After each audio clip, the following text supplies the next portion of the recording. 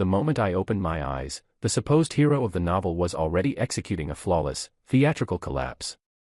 His hand dramatically clutched his chest, his complexion drained to a sickly pale, and his body tilted with mathematical precision straight into the arms of the most beautiful girl in the banquet hall. And lucky me, I was standing a mere 3 steps away, holding the very crystal wine glass that everyone in the room believed had just poisoned him. I stared at the delicate stemware in my hand and felt my soul attempt to vacate my body for the second time that day. Out of all the fictional lives I could have hijacked, I had transmigrated into Julian Vance, the notoriously doomed, cannon fodder rich boy from the best-selling web novel The Hero's Perfect Empire. Julian Vance was wealthy, impossibly arrogant, fiercely jealous, and catastrophically stupid. In the original narrative, he tormented the male lead, obsessed over the female lead, deeply offended the villainess, humiliated his own family, and ultimately perished alone in a warehouse fire after the entire world abandoned him. He wasn't so much a character as he was a walking, talking cautionary tale. And now, I was him. Even better, I had arrived at the exact moment of the Sterling Charity Gala. This was the first major set piece where the male lead, Silas Thorne, began using the elite as stepping stones to build his empire. In the original plot, Silas staged this poisoning to frame the novel's villainess, Victoria Sterling. Once the crowd suspected her, Silas would play the merciful saint, publicly forgiving her while secretly ensuring her reputation was dragged through the mud. Julian Vance, being the resident idiot, was scripted to instantly shout accusations at Victoria. She would slap him, the Vance family would lose face, Silas would farm sympathy points, and the plot would roll smoothly onward. Unfortunately for the plot, the actor playing Julian had just been recast. I looked at Silas, who was currently leaning weakly against Lily Stanton, the sweet, naive campus beauty and the first major conquest in his upward climb. Lily held him, her eyes wide with terror. "Silas, hold on. Someone call a doctor." The guests erupted into a panic. Heiresses covered their mouths in horror, and reporters immediately hoisted their cameras. Across the grand hall, Victoria Sterling stood beside the lavish dining spread, draped in a backless black evening gown. Her expression was perfectly tranquil, betraying not a trace of softness. She looked less like a suspect and more like a queen watching toddlers trash her throne room. The novel painted her as the ultimate villainess, but seeing her in the flesh, I had one overpowering thought: a single raised eyebrow from this woman possessed more lethal force than a loaded gun. Her gaze swept over the chaotic room before locking directly onto me. I froze. Why was she looking at me? Silas coughed, a soft, pathetic sound, and lifted a trembling hand. His voice emerged weak, gentle, and flawlessly pitiful. "Don't blame anyone. Maybe Miss Sterling didn't mean to." The room instantly fell dead silent. I almost laughed out loud. The guy hadn't even finished his fake dying routine, yet he had already executed a masterclass in framing. Lily's eyes widened in horror. "Miss Sterling. Silas, are you saying Victoria poisoned you?" Silas weakly shook his head, looking even more noble and tortured. "No, Lily, please don't say that. I believe Miss Sterling would never do something so cruel." It was brilliant. He never made a direct accusation. He just firmly guided the spotlight to her, then pretended he was too pure-hearted to point fingers. Within seconds, the whispers ignited like dry grass. Did Victoria really do it? I heard Silas rejected her internship offer last week. She's always been ruthless. Victoria did not bother to defend herself. Her manicured fingers rested lightly on the base of her own glass, her face entirely unreadable.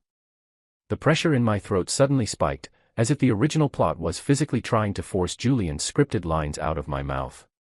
I was supposed to point at Victoria and scream, "You vicious woman, how dare you hurt Silas?" Instead, I took a slow, grounding breath, raised my glass, and said, "Well, this is absolutely fascinating." Every head in the room snapped toward me. Lily frowned, her tears pausing. "Julian, what do you mean?" I flashed Silas a bright, utterly relaxed smile. "I just think Silas is incredible." Silas's tortured expression went rigid for a fraction of a second. "I mean, think about it," I continued, projecting my voice across the silent hall. He took one sip, got dizzy, and somehow immediately divined that Miss Sterling was involved. That kind of reaction speed. It's not just impressive, it's practically supernatural. The hall remained deathly quiet. Lily looked furious. "Julian, now isn't the time for your petty sarcasm. He's dying." "I'm not being sarcastic," I said, taking slow, deliberate steps towards Silas. "I'm just asking a logical question. Silas, you drank from your own glass, correct?" Silas nodded, his eyes fluttering. "Yes." "And the drink was handed to you by a passing waiter?" "Yes," Silas breathed. "And Miss Sterling never touched your glass?" Silas's face twitched. It was a micro-expression, so fast almost everyone missed it. But I didn't. I turned to address the crowd. "So, Miss Sterling didn't pour the wine, didn't touch the glass, didn't hand it to him, and hasn't stood within 20 feet of him all night. But somehow, he breathlessly calls her name before asking for a doctor." I clicked my tongue. "That's not a poisoning. That's telekinesis." A few guests choked back sudden laughs. Lily bit her lip, her face flushing. "Julian, Silas is seriously ill. How can you be so cruel?" I looked at Lily and felt a pang of genuine pity. In the novel, Lily Stanton was sweet, wealthy, and trusting to a fault. Her family owned half the private medical infrastructure in the city. Silas used her connections to falsify medical records and bury his scandals. Once her family's empire crumbled, he stepped over her to reach a more powerful woman. Lily thought Silas was the son, she didn't realize he was just a bug zapper with a good haircut. From the periphery of my vision, I felt Victoria staring at me again. Her face remained frigid, but something deep in her eyes had shifted. A cold sweat broke out on my neck as I remembered a highly specific, easily forgotten detail from the novel. Victoria Sterling possessed a hidden anomaly. After a major shift in fate, making direct eye contact allowed her to hear a person's inner thoughts. When I read the book, I thought it was a useless gimmick. The original Julian died so early the author basically abandoned the concept. But right now, Victoria was staring straight into my eyes. My heart did a violent somersault. No way. I looked right back at her and thought, if you can hear me right now, blink twice. Victoria held my gaze. She blinked once. Then, she blinked again. My smug smile evaporated into thin air. Oh, I was cooked. Deep fried. The villainess could hear my thoughts, including the one where I compared her eyebrow to a lethal weapon. Victoria's eyebrow ticked upward again. I instantly averted my eyes. I'm just going to pretend none of this is happening, remain perfectly calm, and absolutely not think about how intimidatingly attractive she is. Victoria's eyebrow rose a millimeter higher. Fantastic. She heard that one, too. Before I could mentally excavate a grave to bury myself in, a middle-aged man in a pristine white suit pushed through the crowd, clutching a leather medical kit. I recognized him instantly. Dr. Croft, Silas's personal physician on the payroll. In the original plot, Dr. Croft tests the wine on the spot, declares it laced with a rare neurotoxin manufactured by the Sterling family's pharmaceutical branch, and forces Victoria into a corner. Dr. Croft dropped to his knees beside Silas and flipped open his kit. I tracked his hands like a hawk. There it was. Tucked discreetly beneath a folded gauze pad was a tiny silver packet. It contained a chemical reagent that would turn the wine a violent purple, simulating a positive test for poison. I mean, honestly, I sighed in my head, this parlor trick is so cheap a middle school magic club would demand a refund. Victoria's eyes darted toward Dr. Croft's hands. She had heard me. Her posture didn't change, but her gaze turned razor sharp. Dr. Croft reached for the gauze. "Wait," I said, raising a hand. Dr. Croft scowled at me. "Young Master Vance, this is a severe medical emergency." "Exactly," I replied smoothly. "Which is why we should follow proper protocol." Dr. Croft's face tightened. "Are you questioning my medical expertise?" "No, I'm questioning your psychic abilities." The murmurs in the crowd died down again. Dr. Croft stood up, his face darkening. "What are you implying?" I pointed toward the grand double doors. "Silas hit the floor less than 2 minutes ago. Yet, you were already hovering near the entrance, fully equipped with an emergency trauma kit. That is remarkably proactive." "I am an invited guest," he spat coldly. "Who brings a poison testing kit to a charity gala?" I countered. His mouth opened, but no sound came out. A fresh wave of suspicious whispers rippled through the elite crowd. Lily looked frantically between us. "Julian, what are you doing?" "I'm helping," I said gently. "If Silas has truly been poisoned, we need to call an ambulance, lock down the hall, leave the glasses exactly where they are for forensics, and immediately pull the security footage. That is the only way to ensure Silas gets justice." Silas's pale face turned genuinely ashen. He forced himself to sit up, his voice tight. "Julian, there's no need to make a scene. I don't want Miss Sterling's reputation ruined over a misunderstanding. You had to hand it to Silas, the man was a prodigy of manipulation. If Victoria agreed to an investigation, she looked guilty. If she refused, she looked guilty. By forgiving her, he cemented his status as a martyr." Victoria finally moved. She raised one hand. Instantly, a dozen Sterling family bodyguards stepped out of the shadows. The heavy mahogany doors slammed shut. The waitstaff froze, and a wall of muscle blocked the rabid reporters. Her voice was smooth glass. "Since young Master Vance is so passionate about the truth, we will conduct a thorough review." The way she said my name made the hair on my arm stand up. She wasn't angry, which somehow made it infinitely worse. Dr. Croft tried to casually step back, but a massive bodyguard boxed him in. Victoria gestured to the medical bag. "Doctor. Empty it on the table." Dr. Croft forced a rigid laugh. "Miss Sterling, this is a violation of..." "Now." It was just one word, but it commanded the room. Dr. Croft swallowed hard and dropped the kit. A bodyguard aggressively appended it. Needles, bandages, and vials clattered against the marble. And right in the center, gleaming under the chandeliers, was the tiny silver packet. The bodyguard picked it up. Dr. Croft looked like he was about to faint. Lily gasped. "What is that?" I smiled at the doctor. "Since it's your bag, doctor, you tell us." It's a standard pH testing powder," Croft stammered. "Excellent," I said. "Then let's test it." Victoria snapped her fingers. A waiter brought over a pristine glass of tap water. The bodyguard tore the packet and sprinkled the powder into the water. Instantly, the liquid flared a deep, toxic purple. The banquet hall exploded into chaos. "That's the poison reaction," someone shouted. "The powder creates the fake result." Dr. Croft stumbled backward as Silas's gentle facade finally shattered. Lily dropped Silas's arm and scrambled away from him, her eyes wide with betrayal. "Silas, did you know about this?" Silas lunged for her wrist. "Lily, no.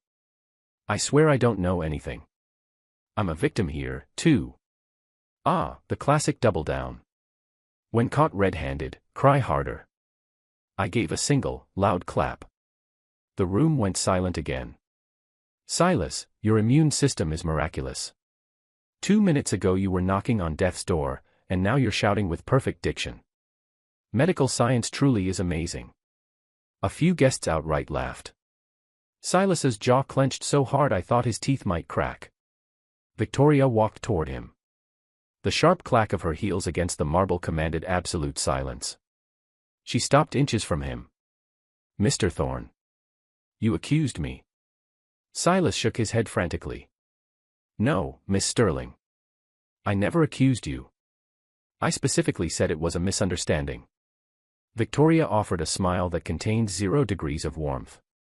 "Then allow me to clear up the misunderstanding entirely." She turned her chilling gaze to the nearest waiter.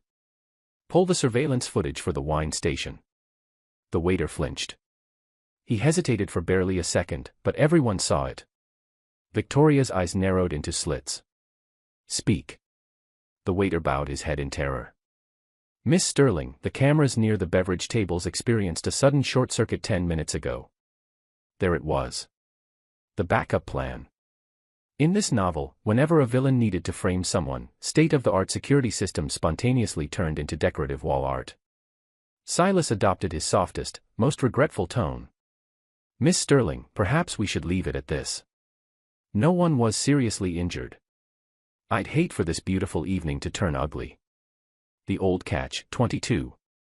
Play the saint, let the lack of footage leave a permanent shadow of doubt on her. I raised my hand again. Actually, we don't need the cameras. Silas slowly turned to look at me. The wounded puppy act was gone, his eyes were dead and cold. I smiled back cheerfully. Silas, could you show us your left cuff? Lily looked down at his sleeve. Silas yanked his arm back. What are you talking about? Your left cuff, I repeated slowly. The hand you used to grip your chest when you heroically collapsed. This is absolute nonsense. Dr. Croft shrieked. Victoria's bodyguards didn't wait for permission.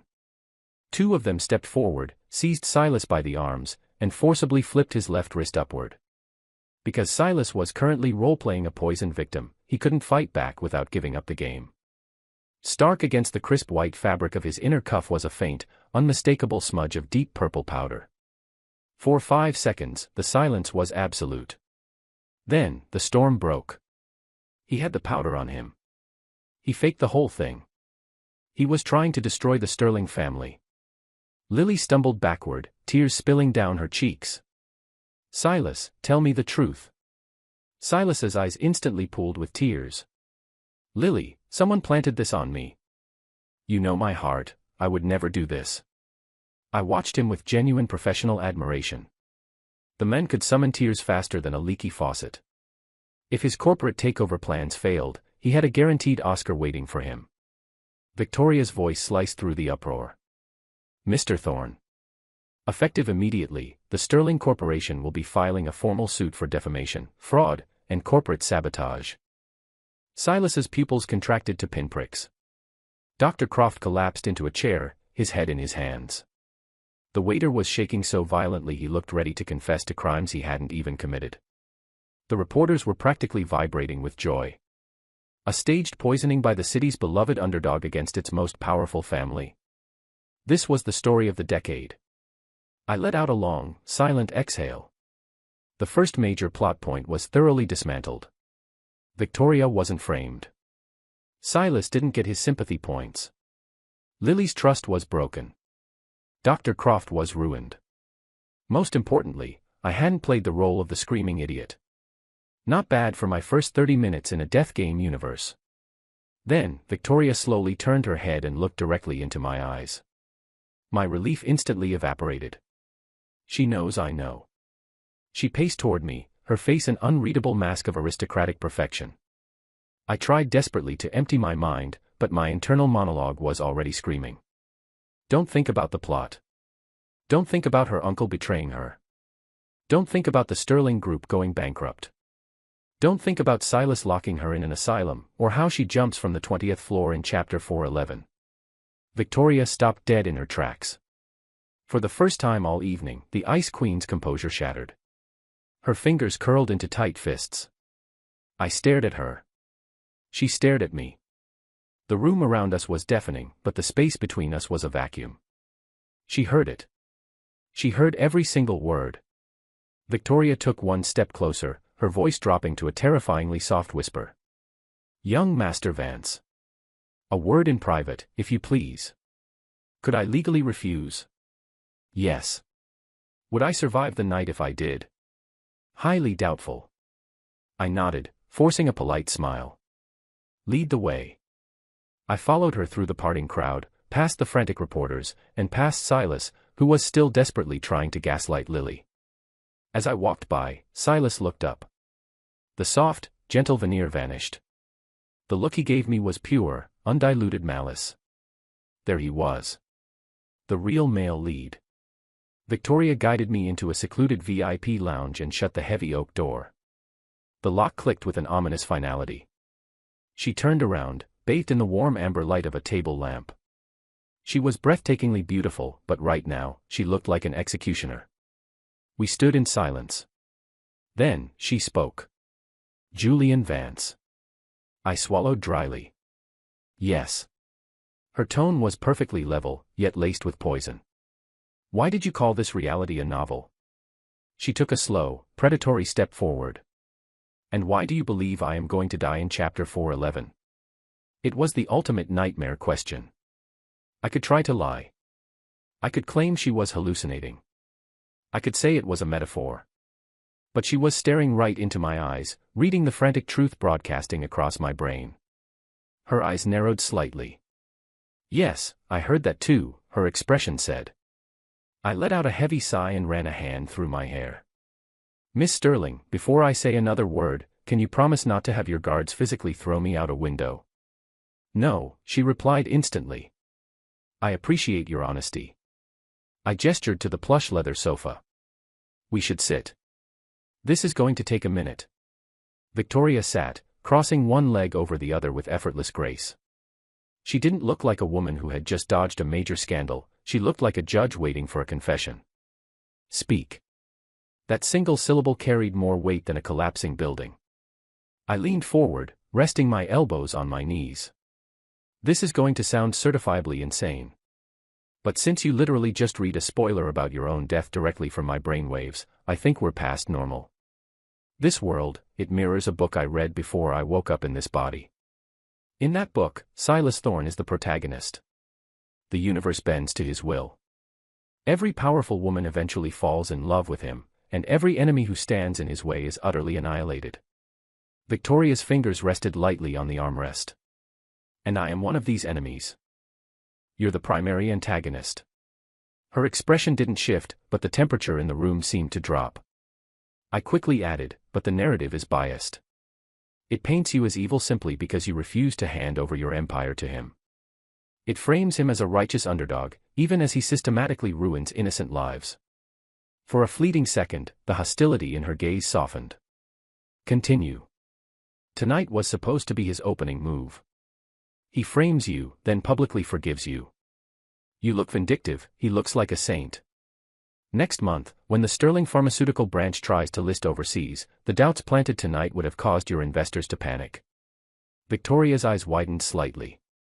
"We haven't announced the overseas listing." "I know," I said. She leaned forward, her presence suddenly suffocating. "Exactly how much do you know?" "Too much," I admitted. "I know Silas's entire playbook. I know his future allies, the leverage he uses to blackmail them, and the families he plans to dismantle piece by piece." Victoria was silent for a long time. The grandfather clock in the corner ticked heavily. "And what is your role in this narrative?" I offered a self-deprecating smile. "I'm cannon fodder. Disposable garbage with a name tag. Julian Vance is written to be an arrogant, incompetent bully. He fights Silas, loses humiliatingly, ruins the Vance family, and gets killed off before the real plot even begins." Victoria studied my face. "That explains your sudden competence tonight." "Improvement, yes. The old Julian would have screamed at you and gotten himself sued." Victoria leaned back. "So, you dismantled his trap tonight purely to save your own life?" "Yes." I held her gaze. "And because Silas genuinely makes me want to vomit." A microscopic smirk tugged at the corner of her lips. It vanished in an instant, but I saw it. Without my permission, my brain immediately supplied the thought, she is significantly less terrifying when she smiles. Victoria's eyes flicked up to my forehead. "I really need to figure out how to put a firewall on my brain," I groaned mentally. "You should work on your mental discipline," she stated flatly. "I'm trying." "You are failing." Before I could defend my lack of telepathic defense training, a heavy knock hit the door. "Miss Sterling," a bodyguard called out. "The police have arrived. Captain Hayes is requesting statements from everyone involved." Victoria stood up, smoothing her skirt. "Bring Dr. Croft, the waiter, and Mr. Thorne to the holding room. Keep the press contained." "Yes, ma'am." I stood up, ready to make my exit, but Victoria looked at me. "You are coming with me." "I am." "As my star witness," she said coldly. "Great. I've been alive in this universe for 45 minutes and I'm already a paralegal." Victoria shot me a dry look. "Your mouth is significantly more tolerable than your mind." When we re-entered the grand hall, the mood was distinctly grim. The elite guests had formed a wide circle, whispering furiously. In the center stood Silas, flanked by Lily. He was currently putting on a masterclass for Captain Hayes, his voice dripping with reluctant sorrow as he explained how Dr. Croft must have made a terrible mistake. If a meteor wiped out the city, Silas would call it a misunderstanding with the sky, I thought. Victoria paused beside me, her eyes tracking Silas. I kept my gaze firmly glued to the floor tiles to prevent any stray thoughts from broadcasting. Silas spotted us and his face instantly transformed into a mask of pure relief. "Miss Sterling. I was just telling the captain that I don't wish to press any charges. Dr. Croft was simply overzealous. I know no one meant any harm." Lily looked at Silas with a deeply conflicted expression. She wanted to believe him, but the purple powder on his cuff was a very stubborn piece of reality. Victoria stepped past him, not even acknowledging his presence, and addressed the police. "Captain Hayes. My legal team is en route. The Sterling Corporation will be filing full charges." Silas's smile froze. "Miss Sterling, please. I'm only trying to protect the peace." "The peace," Victoria said smoothly, "was fine before you started talking." Captain Hayes cleared his throat. "We've confiscated the powder and the glass. We'll be running forensics on everything, including the packet." Silas flinched. It was barely noticeable, but I caught it. Victoria caught it. Even Lily caught it. "Silas," Lily whispered, her voice trembling. "Why do you look so scared?" Silas whipped his head toward her. "Lily, I'm not scared. I don't want innocent people dragged into this. I couldn't help myself." I stepped up beside Victoria. "You're remarkably empathetic for a man whose fingerprints are currently sitting on a packet of fake poison." Silas turned his wounded eyes on me. "Julian, why are you doing this? We've had our differences, but I never thought you'd stoop to this level to ruin me." There it was. He was pivoting to the victim card, trying to frame this as a petty rivalry. If he convinced the crowd I was just a jealous bully, the facts wouldn't matter. I smiled warmly. "Silas, you're deeply confused. I don't hate you." I paused, letting the silence hang. "You just aren't important enough for me to hate." A few heiresses snickered behind their hands. Silas's jaw locked. I turned to Captain Hayes.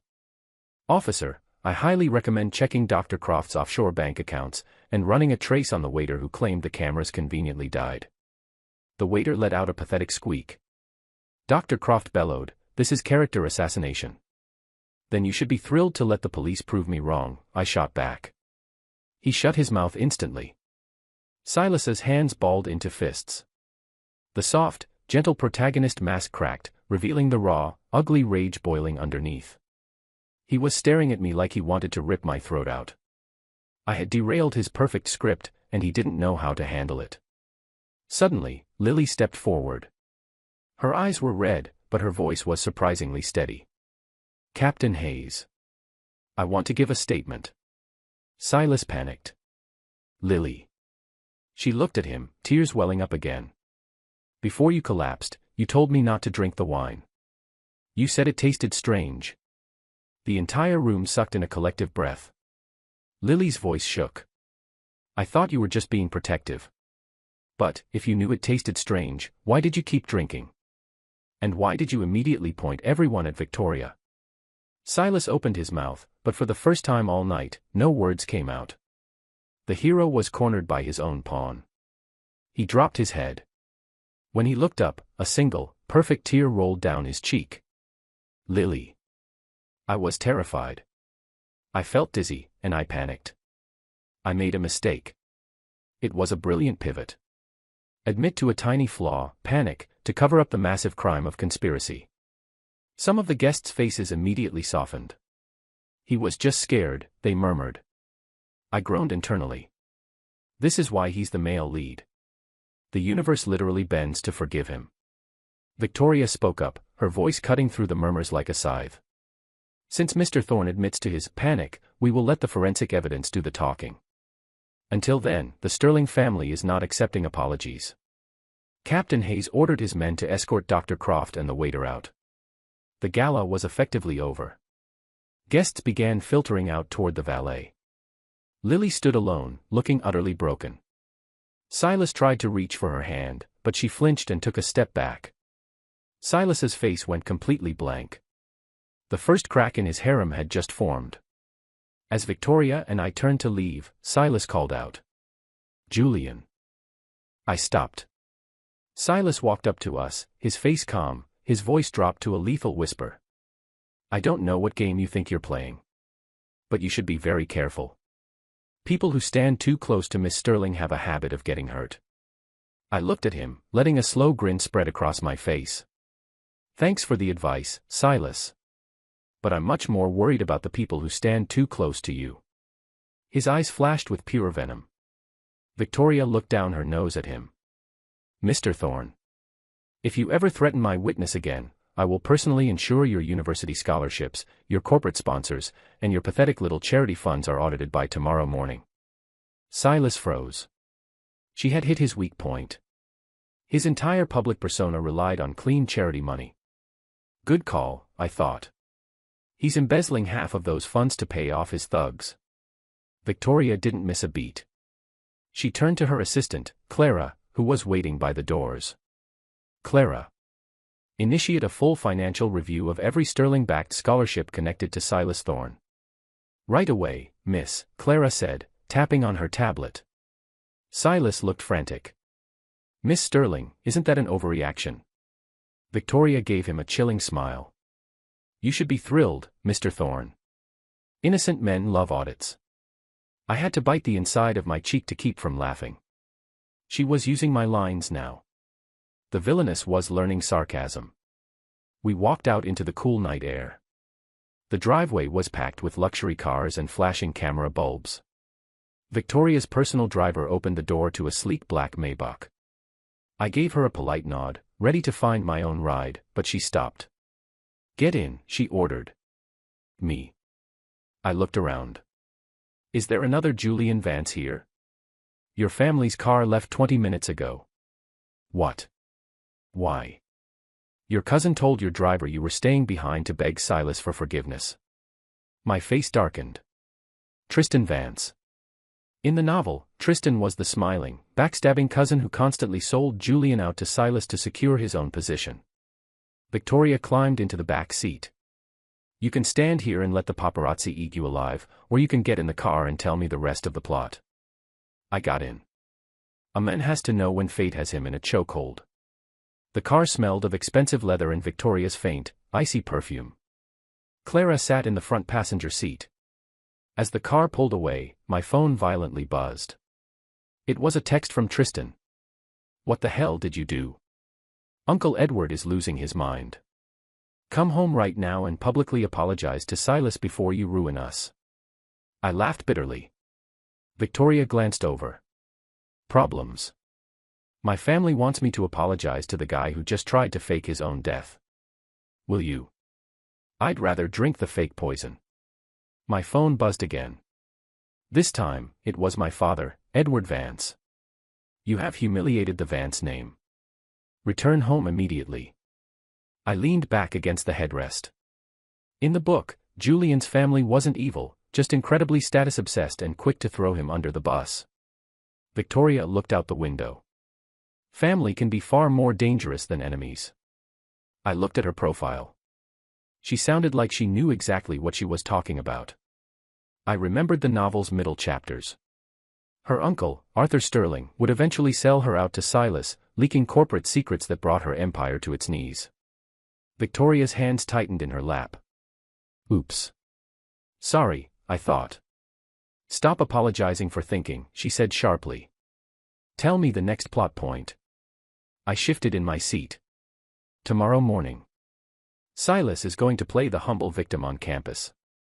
Rumors will spread that I used my money to bully him.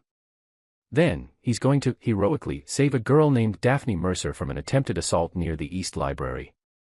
Victoria's eyes narrowed. "Daphne Mercer? Chairman Mercer's daughter? The family that controls the National Student Media Network." "Exactly. Silas needs her media influence to clean up his image. The assault is entirely staged.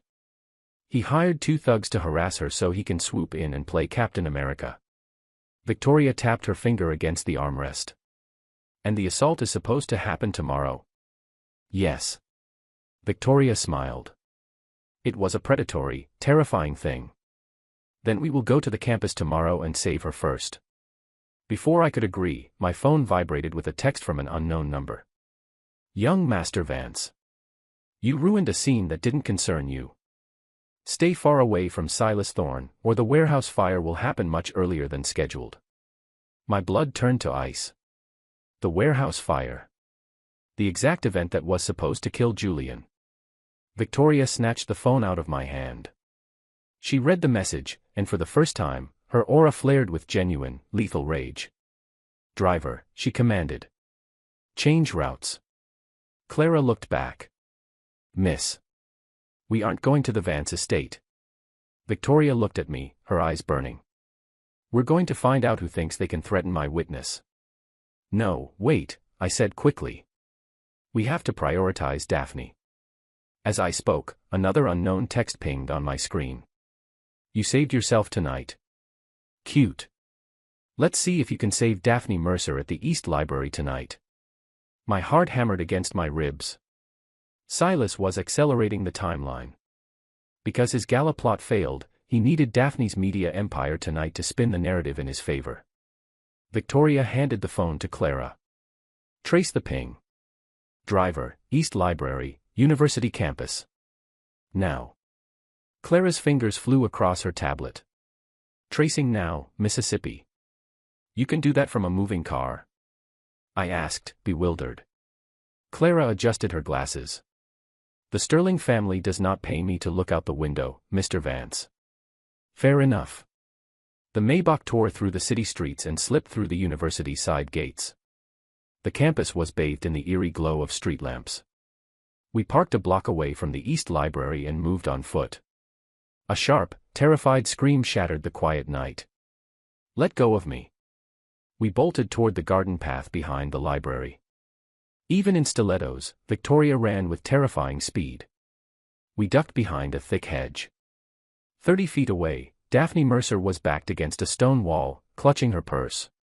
Two massive men in hoodies boxed her in. And there, hiding perfectly in the shadows of a large oak tree 10 feet away, was Silas Thorne. He was watching. Waiting for the exact dramatic moment to leap out and save the damsel in distress. I started to step forward, but Victoria grabbed my wrist. Her grip was like a steel vice. Wait. If we wait, he plays the hero, I whispered frantically. Her eyes gleamed in the dark. If we stop it now, he claims he was just arriving to help. No. We show her the script before the curtain rises. My jaw dropped. That was diabolical. I loved it. Clara materialized beside us, her tablet glowing faintly. Campus security cameras are looped. I've hacked the library entrance feed. It has a clear visual on Silas hiding behind the tree, but the attackers can't see it. Send the live feed to Daphne Mercer's phone, Victoria ordered. Clara didn't hesitate. Sent. Down the path, one of the thugs sneered at Daphne. Just hand over the bag, rich girl, and nobody gets hurt. Suddenly, Daphne's phone blared a loud, obnoxious ringtone from inside her purse. The thugs flinched. Silas shrank deeper into the shadows. Ignore it, the thug hissed. Daphne's voice shook, but she stood her ground. My family security app tracks my pulse. If I don't answer, they dispatch armed guards. It was a brilliant lie. The thug hesitated, looking nervously toward the tree line for Silas's signal. Silas covertly tapped his phone. The thug's pocket vibrated. He checked it and scowled. Fine. Answer it. No tricks. Daphne pulled her phone out. Her terrified expression slowly morphed into total shock as she watched the live feed Clara had sent her. She was watching real-time footage of Silas, the beloved campus saint, hiding behind a tree, casually watching her get assaulted. Her breath hitched. The betrayal hitting her eyes was visceral. Who is it? The thug barked. Daphne locked the screen and pressed the phone to her chest. Just an alert. Silas shifted his weight behind the tree, preparing to sprint out. Victoria leaned over to Clara. Now. Clara tapped a single button. Suddenly, the massive PA speakers in the library courtyard crackled to life. Silas's voice boomed across the entire garden, crystal clear and echoing off the brick walls. Don't hurt her too badly. She only needs to be scared enough to trust me. The thugs froze in absolute terror. Daphne stood paralyzed. Silas froze so hard he looked like a statue. For 2 agonizing seconds, the garden was dead silent. Daphne turned slowly toward the oak tree. "Silas," she whispered. Silas stumbled out of the shadows. His face was a portrait of pure, unadulterated panic. The charming hero persona had completely crashed. "Daphne. Listen to me, that audio is edited." I stepped out from behind the hedge, clapping slowly. "Edited audio? Really, Silas?" "First it was planted evidence, now it's deep fakes. By tomorrow morning, you'll be blaming the alignment of the stars." Silas whipped his head toward me, his face contorting into an ugly snarl. "Julian Vance." Victoria stepped out beside me, looking like a goddess of vengeance in the moonlight. The 2 thugs took one look at her and visibly lost the will to live. "Kneel," Victoria commanded. "Explain yourselves, and I might let you leave this campus with your kneecaps intact." The taller thug hit the pavement so fast I heard his joints pop. The second one followed instantly. Silas stepped toward Daphne, his hands raised in surrender. "Daphne, I swear on my life, I came here because I heard a rumor you were in danger. I was trying to protect you from the shadows." "Protect her from the shadows?" I laughed. "Buddy, you are the shadow." Daphne backed away from Silas as if he were diseased. "If you were protecting me, why didn't you call the police? Why did you just stand there?" Silas's eyes darted frantically. I froze. I was scared. "You told them not to hurt me too badly." Daphne screamed, tears finally spilling over. "I heard your voice." Clara walked forward and calmly handed Daphne her tablet. "Miss Mercer. This tablet contains the security footage of Mr. Thorne hiding, the uncut audio file of his instructions, and a direct wire transfer from Mr. Thorne's offshore account to these 2 men." Daphne stared at the screen, her hands shaking violently. She looked up at Silas. "Why? Why would you do this?" Before Silas could invent another lie, a fleet of black SUVs roared up the campus pathway, tires screeching to a halt. A dozen men in dark suits swarmed the garden. At the center was Chairman Mercer, Daphne's father, looking like a man ready to commit murder. "Dad." Daphne sobbed, running into his arms. Chairman Mercer held her tight, his furious eyes scanning the scene. "Who touched my daughter?" The kneeling thugs pressed their foreheads to the dirt. Chairman Mercer glared at Silas. "Did you do this?" Silas dropped his head, instantly reverting to his soft, victimized tone. "Chairman Mercer, I am so sorry. I tried to intervene, but young Master Vance and Miss Sterling are twisting the situation to ruin me." I just stared at him. The sheer audacity of this man belonged in a museum. Victoria didn't bother arguing. She just pointed a finger at Clara. Clara hit play on the tablet. Silas's voice echoed across the garden once more. "She only needs to be scared enough to trust me." Chairman Mercer's face turned purple. He slowly turned to Silas. "Is that your voice?" "It's a fabrication," Silas pleaded. Chairman Mercer looked at the kneeling thugs. "Who paid you?" The taller thug pointed a trembling finger straight at Silas. "He did. Silas Thorne. He told us to grab her and run away when he came out to play the hero." "You lying scum." Silas roared, losing his composure completely. Chairman Mercer waved a hand. His bodyguards instantly hoisted the 2 thugs into the air and formed an impenetrable wall around Silas. Silas looked wildly at me. "Julian. Why are you doing this? You have everything. Money, status, power. Why do you keep stepping on people like me?" There it was. His ultimate weapon. The class warfare card. In the novel, this speech always worked. It made his enemies look like cruel elitists. But tonight, Daphne had already seen behind the curtain. Daphne stepped out from behind her father. "You used my kindness," she said, her voice dripping with disgust. "You thought I was stupid. You thought because you look sad and poor, I would just blindly protect you." Silas's face went slack. "Daphne, no. I'm giving this all to the police, Daphne said to her father. And I'm having our media network run the truth tonight. Silas's eyes went completely dead. He looked at the armed guards, then at Chairman Mercer, then at Victoria. He had lost Lily. He had lost Daphne. His plot armor was shattering into a million pieces. And then, Silas started to laugh. It was a hollow, breathless sound that made the hair on the back of my neck stand up.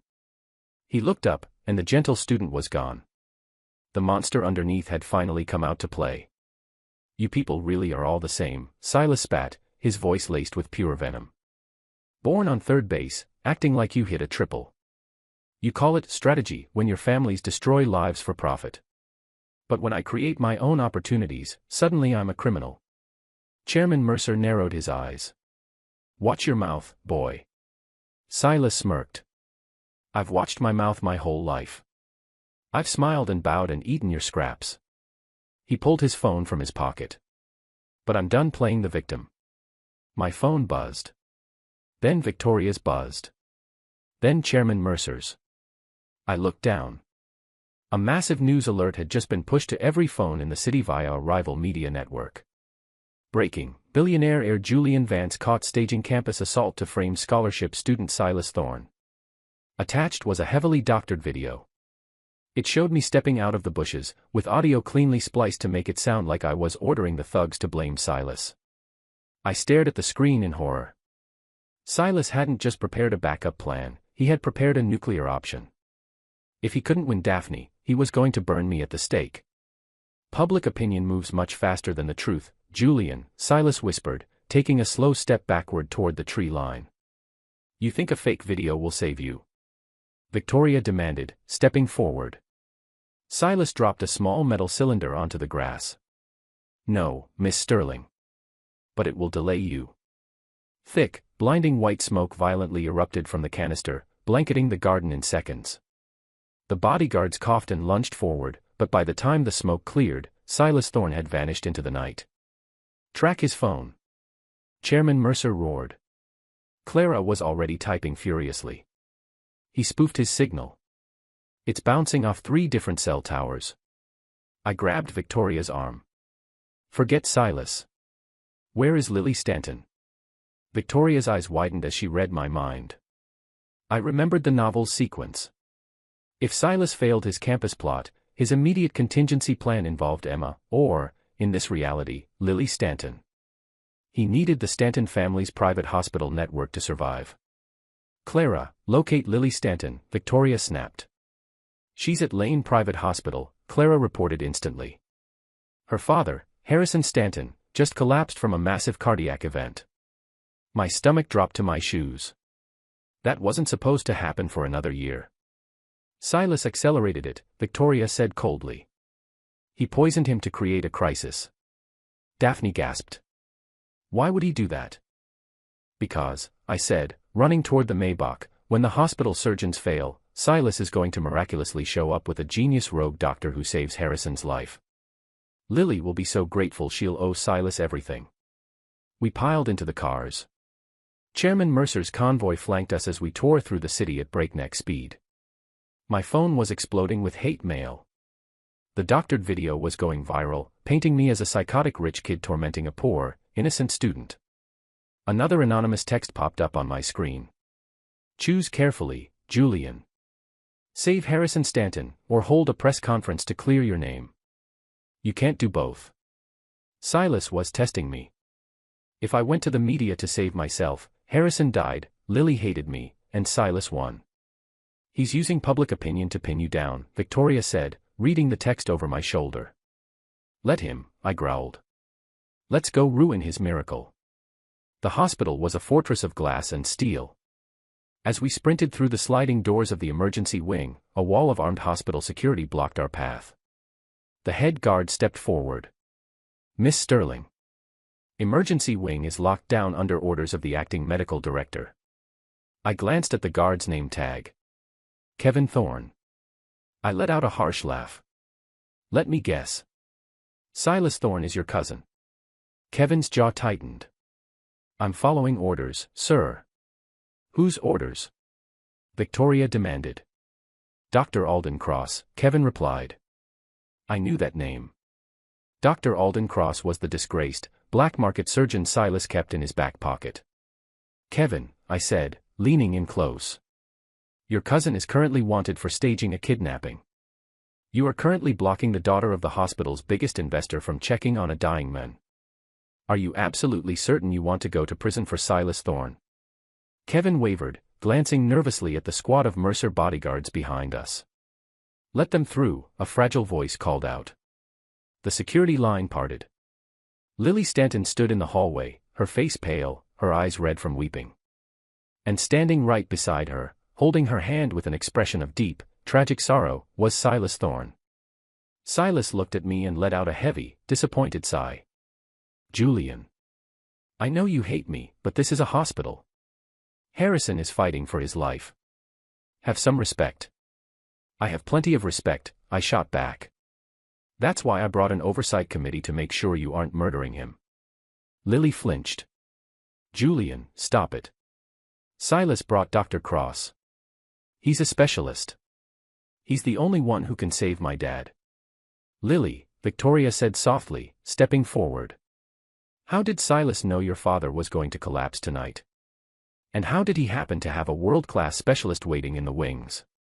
Lily froze. The sheer logic of the question hit her like a physical blow. She looked at Silas.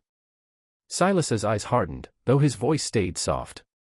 Lily, Miss Sterling is just trying to confuse you. I called Dr. Cross the second you told me your dad was sick. I didn't tell you he was sick tonight, Lily whispered.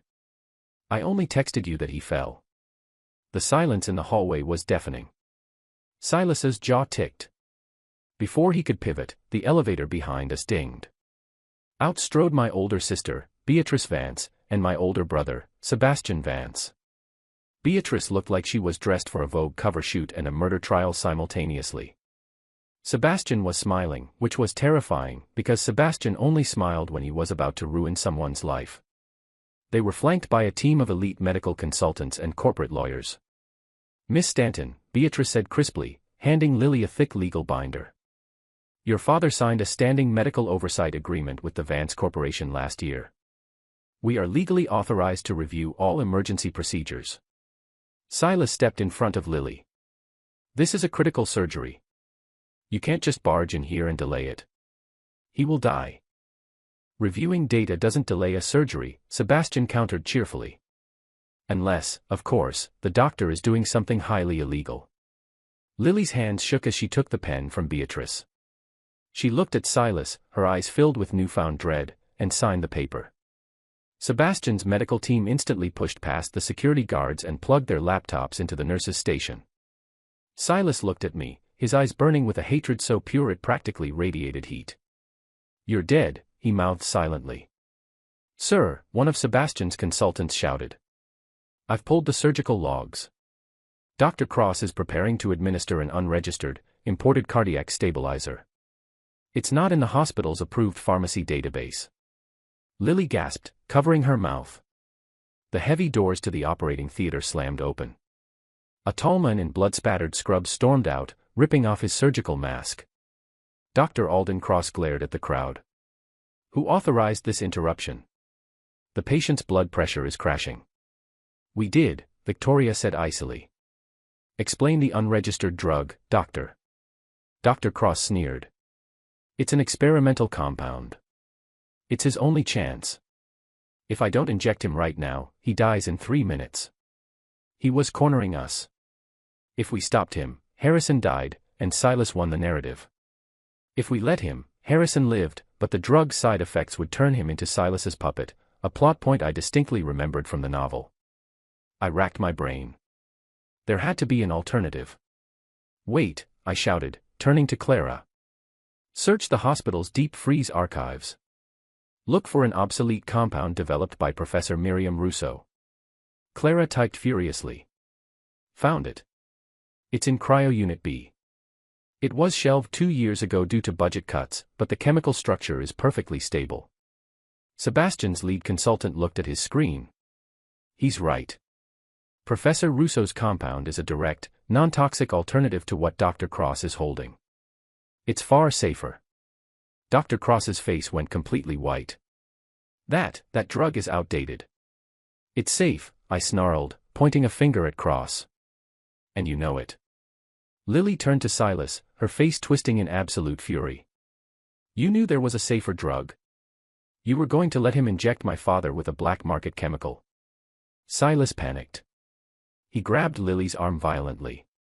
Lily, listen to me. They're lying. They just want to ruin me. I'm the only one who cares about you. Smack. The sound of Lily Stanton's palm cracking across Silas Thorne's face echoed down the sterile hallway like a gunshot. Silas stumbled back, clutching his cheek in shock. Don't you ever touch me again, Lily hissed, her voice shaking with adrenaline. She looked at Sebastian's team. Get the Russo compound. Save my father. The hospital's actual surgical staff shoved Dr. Cross aside and rushed the new drug into the operating room. Silas stood frozen in the hallway. He had lost. The flawless hero of the novel had been systematically stripped of his allies, his reputation, and his plot armor. Dr. Cross leaned against the wall, and to my absolute horror, he started to laugh. It was a dry, scraping sound. You think you've won? Dr. Cross chuckled, looking straight at me. You think you can just break the script? My blood ran cold. Silas barked, Alden, shut your mouth. Why should I? Cross sneered. If I'm going to prison, I'm taking the truth with me. He pointed a trembling finger at Silas, but his eyes were locked on mine. He isn't a genius. He isn't a mastermind. The universe literally fixes his mistakes. The route always corrects itself for him.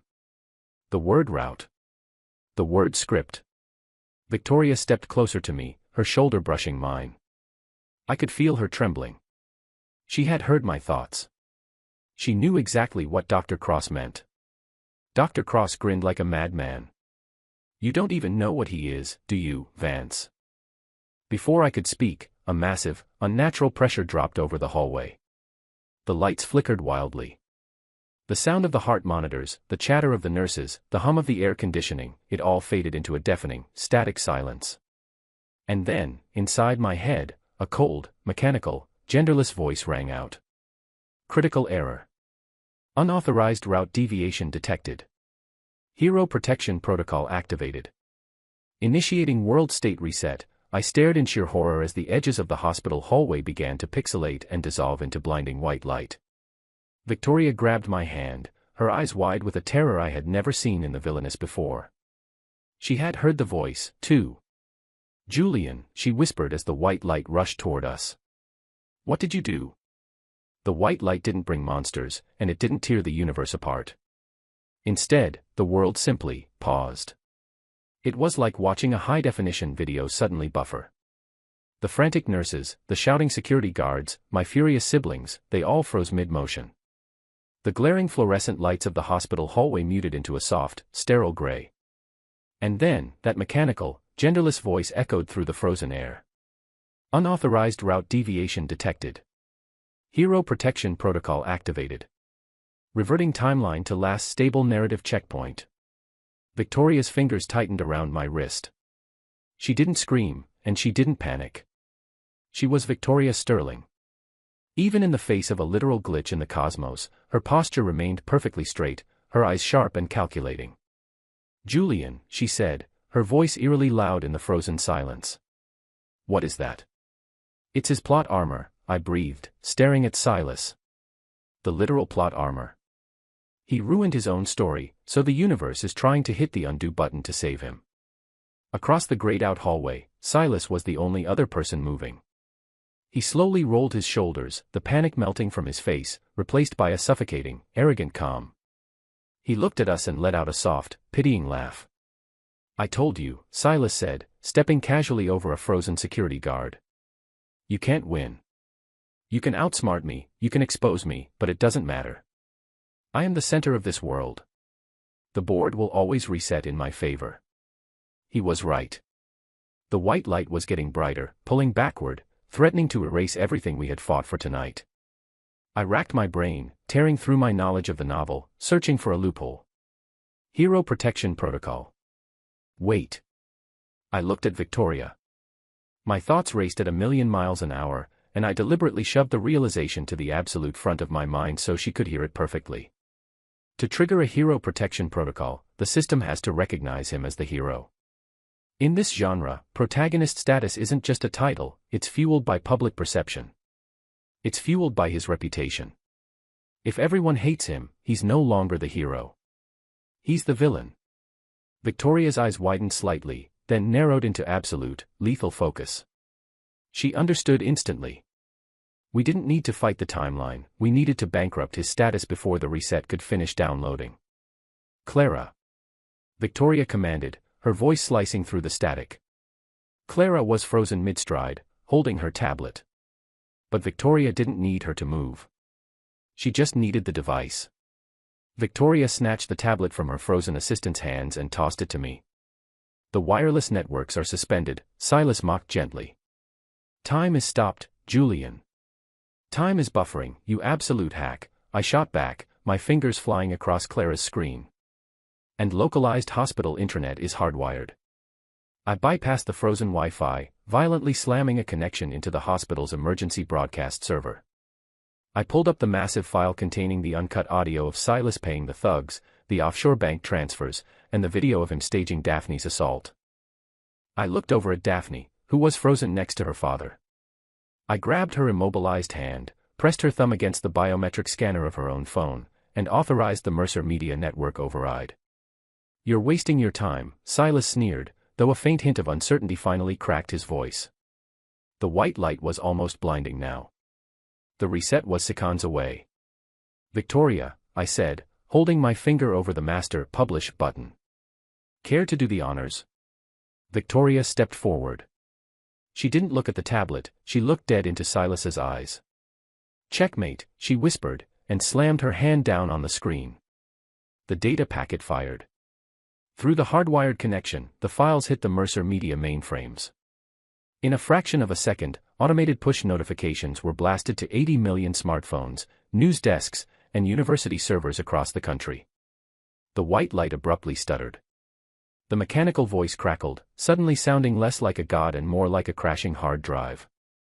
Reverting timeline. 80%. Warning, massive reputation drop detected. Recalculating protagonist status. Silas stumbled backward, clutching his chest as if he had been shot. The arrogant smirk was violently ripped from his face. No. What did you do? Public perception, hostile. Moral alignment, critical failure. Protagonist halo. Shattered. The glowing white light flashed violent red. Error. Target no longer qualifies for hero protection. Protocol aborted. With the sound of shattering glass, the gray filter snapped. Color violently flooded back into the hallway. The hum of the air conditioning returned. The frantic shouting of the medical staff resumed exactly where it left off. Time was moving again. The reset had failed. Silas fell to his knees on the linoleum floor, gasping for air. He looked at his hands, then looked around the room. The commanding, invisible aura that had surrounded him all night was entirely gone. He wasn't a terrifying protagonist anymore. He was just a pathetic, exposed fraud sitting in a hospital hallway. My sister, Beatrice, who had no idea the universe had just paused, looked down at her phone as it violently vibrated with the breaking news alert. She read the headline, watched 2 seconds of the uncut video, and let out a sharp, aristocratic laugh. Well, Beatrice said, looking at Silas with absolute disgust. It seems that misunderstanding has made the national news. Captain Hayes and 3 uniformed officers pushed through the hospital doors. They didn't look confused, they looked furious. They had all just received the same notification. Silas Thorne, Captain Hayes barked, unhooking his cuffs. You are under arrest for conspiracy, fraud, and orchestrating a staged assault. Stand up. Silas didn't fight back. He couldn't. The plot armor that had carried him through his entire life had vanished, leaving behind the hollow shell of a coward. As the officers hauled him to his feet and dragged him toward the elevators, he didn't even look at Lily or Daphne. He looked at me. His eyes were completely empty. The game was over. Dr. Cross, realizing his golden goose was thoroughly cooked, slowly raised his hands and surrendered to Sebastian's legal team without a single word. The heavy tension in the corridor finally broke. Lily collapsed into a chair, crying tears of relief as the lead surgeon emerged from the OR to confirm that her father had successfully stabilized thanks to the Russo compound. Daphne hugged her father, the nightmare finally over. My siblings gave me approving, albeit deeply confused, nods before handling the corporate fallout. I leaned against the wall, sliding down slightly until my shoulders hit the cool plaster, and let out a breath I felt like I had been holding since I woke up in this body. We survived, I muttered to the ceiling. A sleek pair of black heels stepped into my line of vision. I looked up. Victoria Sterling stood over me. The Ice Queen facade was still there, but the edges had softened. The terrifying villainess of the novel looked surprisingly human under the hospital lights. "We didn't just survive, Julian," she said softly, sitting delicately in the plastic chair next to me. "We rewrote the book." I turned my head to look at her. "You know, for someone who just fought the literal fabric of reality, you look remarkably put together." Victoria's lips curved into that rare, dangerous, absolutely stunning smile. "I am a Sterling. We do not lose our composure over minor technical glitches." I chuckled, the adrenaline finally leaving my system. "So, what happens now?" "The plot is dead. The hero is in a squad car. You and I are officially off script." Victoria rested her elbows on her knees, leaning in slightly. Her dark eyes locked onto mine, and for a moment, the chaotic hospital hallway seemed to fade away. "Now," she murmured. "Now, we write our own script. Though, considering I have to listen to your internal monologue every time I make eye contact, it might be a rather exhausting narrative." I winced, deliberately looking away. Note to self, learn how to meditate. Or buy lead-lined sunglasses. Victoria laughed, a genuine, warm sound that I was fairly certain no one in this novel had ever heard before. "I heard that," she said, standing up and smoothing her skirt. "My car is waiting outside, Julian. I believe you owe me a drink for saving your life. And I owe you one for saving my empire." I stood up, adjusting my jacket, feeling a genuine, unscripted smile spread across my face. The world was no longer bound by tropes, forced plot points, or a rigged system. It was ours. "Lead the way, Miss Sterling," I said. "I've got a feeling our story is just getting started."